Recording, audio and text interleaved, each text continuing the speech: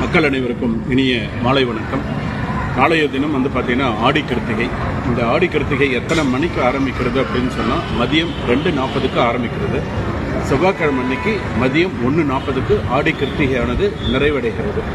அதனால் நீங்கள் என்ன பண்ணணும் அப்படிங்கிறத சொல்கிறேன். மறக்காமல் இந்த 3 பொருள் கண்டிப்பாக வீட்டில் எடுத்து வச்சுருங்க. அதாவது ஒரு சொம்பில் முழுக்க ஃபுல்லாக கழுத்து வரைக்கும் அதில் தண்ணி இருக்கணும்.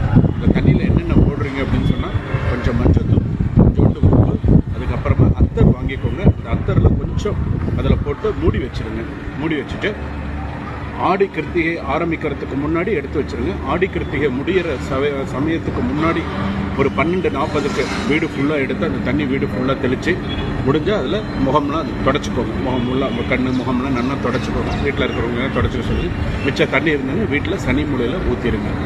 சரிங்களா? இது ஆடி கிருத்திகையில் மறக்காமல் செய்யுங்க. உப்பு, மஞ்சள், அத்தர் மிகவும் முக்கியமானது. ஆடி கிருத்திகை இது வருஷத்தில் ஒரு நாள் வர்றது. திருஷ்டி இல்லாமல் இருக்கும். நீங்கள் நினச்சது எல்லாமே நடக்கும். சுபம். சரிங்களா?